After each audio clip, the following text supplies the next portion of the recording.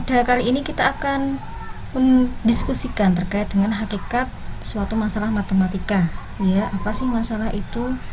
Nah, di dalam matematika, masalah itu mempunyai arti sendiri. Maka diharapkan kalian memahami, kalian bisa memberikan contoh, kalian tahu masalah itu bagaimana syaratnya dan bagaimana tipe-tipenya orang yang menghadapi masalah. Nah, pengertian terkait masalah matematika ada banyak ahli yang memberikan tanggapan. Seperti Barodi menyatakan bahwa matematika itu merupakan suatu masalah yang di dalamnya terdapat prosedur rutin, tapi tidak secara cepat untuk diselesaikan. Sedangkan menurut Kofre itu mengatakan bahwa di dalam masalah itu ternyata tugas yang apabila kita itu membaca, melihatnya atau mendengarnya pada waktu tertentu, itu kita tidak mampu untuk menyelesaikannya saat itu juga. Begitupun juga dengan Kone yang menyatakan bahwa masalah itu adalah suatu pernyataan jika pernyataan itu menunjukkan sebuah tantangan yang tidak dapat dipecahkan dengan prosedur rutin yang kita tahu sebelumnya.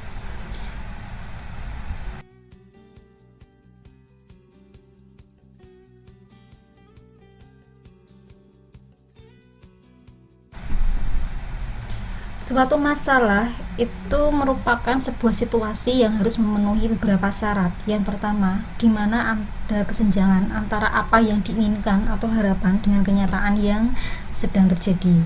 Kemudian yang kedua adalah bahwa akan membangkitkan sebuah motivasi untuk mencari jalan keluar dari permasalahan itu.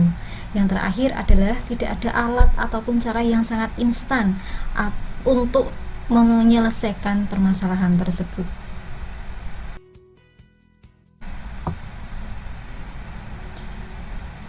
Orang dalam menghadapi masalah ternyata dibedakan menjadi 4 tipe. Yang pertama, motivasinya rendah, kompetensinya rendah. Artinya, orang itu mempunyai keinginan untuk menyelesaikannya rendah, tetapi juga kompetensi atau kemampuan yang ada pada diri dia ya untuk menyelesaikan permasalahan itu juga rendah.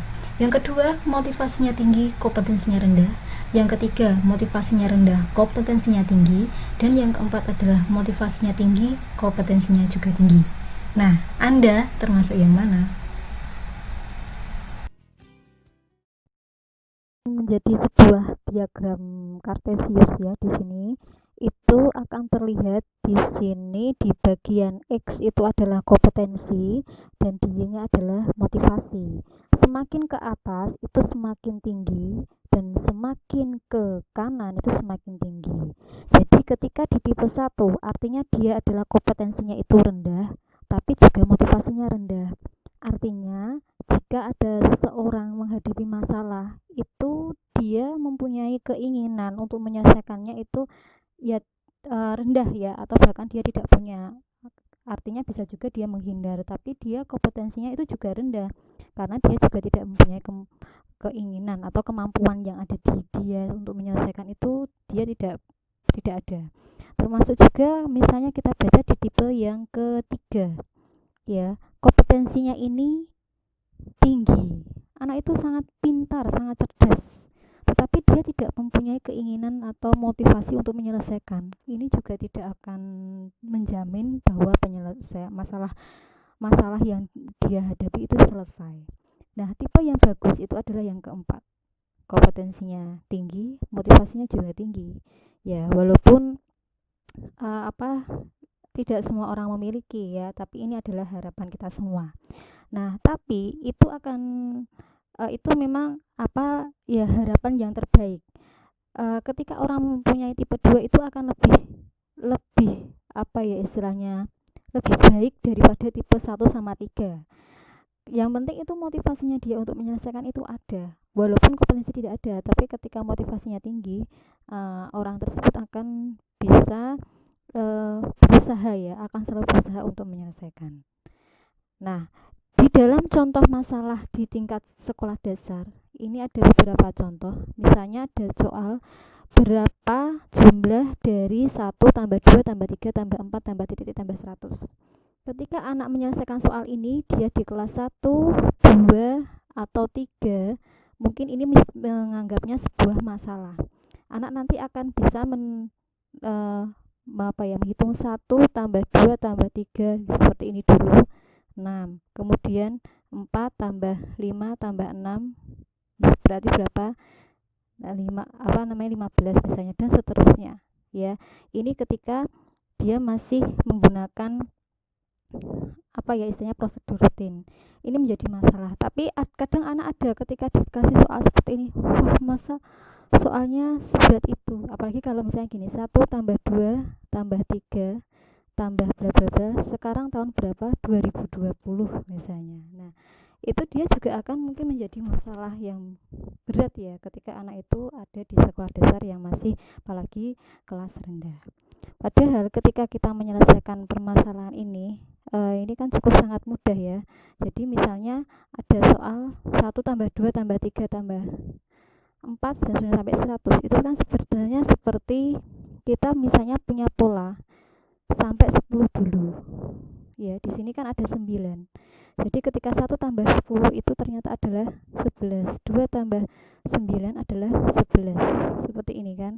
Nah, ketika ini di tengah-tengahnya itu kan ada 5. 5 ya.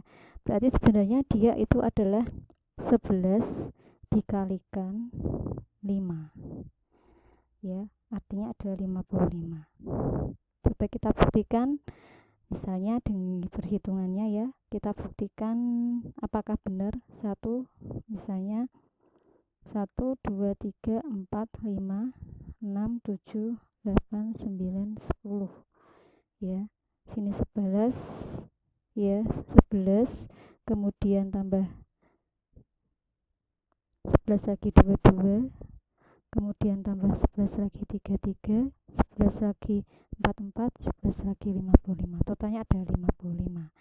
Nah, anak akan mempunyai banyak cara ketika mau menyelesaikan soal pemecahan masalah. Ini termasuk menjadi soal masalah ya, walaupun soalnya sederhana, tapi bisa menjadi soal kategori masalah ketika dia tidak bisa langsung menyelesaikan hasilnya secara tepat. Jika soalnya 1 tambah 2 tambah 3 sampai dengan 100, itu penyelesaiannya ya seperti tadi ya, bahwa 1 ketika ditambah dengan 100 ya, itu ternyata kan 101. Nah, dia kalau dibagi 2 bagian di sini ternyata ada 50 pasang, katakanlah ada 50 kali penjumlahan 101. Ya sudah, berarti 1 kali 50 berapa? Ternyata adalah 50. Nah, inilah hasil dari penyelesaian masalah tersebut. Kedua adalah permasalahan seperti ini. Umur Bu Rini 7 kali umur Ani anaknya. Jika umur Bu Rini sekarang 28 tahun, berapa umur Ani 15 tahun yang akan datang? Anak membaca soal ini 1 kali, belum tentu dia bisa langsung menyelesaikan. 30, 29, seperti itu tidak bisa ya, tapi dia akan membutuhkan teknik atau prosedur tidak rutin yang harus mereka ikuti ya untuk menyelesaikannya. Caranya pun banyak macamnya ya, jadi tiap anak satu dengan yang lain mungkin mempunyai cara yang berbeda. Nah, misalkan ini kalian pasti menyelesaikannya dengan seperti ini ya. Misalnya Bu Rini misalnya hurufnya R ya. Umur Bu Rini itu 7 kali umur Ani, berarti 7 kali A. Seperti ini kan kalian misalnya. Nah, umur Bu Rini sekarang itu 28 tahun. Berarti 7 kali umur Ani. Maka Ani kan sama dengan kalian ya, seperti biasa kalau di matematika ya. Berarti 28 dibagi 7 menjadi 4, itu untuk saat ini. Maka ketika umurnya itu 15 tahun yang akan datang, berarti umur Ani itu sama dengan 4 ditambah 15, berarti kan 19 tahun. Seperti ini ya. Tapi ketika soal ini diberikan ke anak yang masih kelas 3 katakanlah, dia belum tahu itu yang namanya variabel, bagaimana cara menyelesaikannya. Nah, ini akan menjadi tantangan bagi kalian ya. Nah, kita bisa menjelaskan atau dengan menganalogikan menjadi gambar ya. Misalnya Bu Rini itu menjadi gambarnya adalah misalnya segitiga. Kemudian Ani itu lingkaran katakanlah. Umur Bu Rini itu 7 kali umur Ani anaknya. Maka bisa dikatakan pernyataan yang awal ini, umur Bu Rini itu adalah 7 kali umur anaknya. Berarti Ani kan ini 1. Kalau 7 berarti ini ada 7. 3, 4, 5, 6, 7 kayak gitu ya. Nah, ketika umurnya itu 28, kalau segitiga itu ada 28, nah ini kira-kira lingkarannya itu satunya berapa? Kan kayak gitu ya. 1, 2, 3, 4, 5, 6, 7. Banyakkan 1. Nah, ini ada berapa? Maka mereka akan mengetahui kalau ini ternyata adalah dibagi 7. Ya, dibagi 7 ada berapa? Ternyata adalah lingkaran itu ternyata satunya ada 4.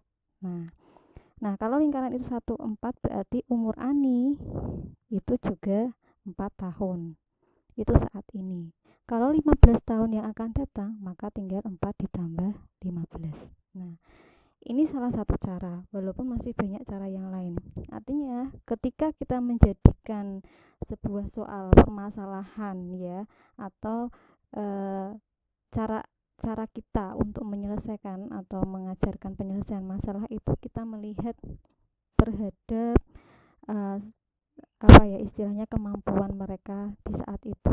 Kalau mereka belum kenal variabel, ya itu akan mungkin menjadi masalah baru ya. Artinya kita harus bisa menyesuaikan sampai mana sih kemampuan mereka, maka kita berikan solusi yang sesuai dengan apa yang sudah mereka dapat. Ya, itu ada beberapa contoh. Kalian harus dapat memberikan contoh lain yang termasuk masalah untuk terutama matematika di tingkat sekolah dasar. Oke, sekian, terima kasih.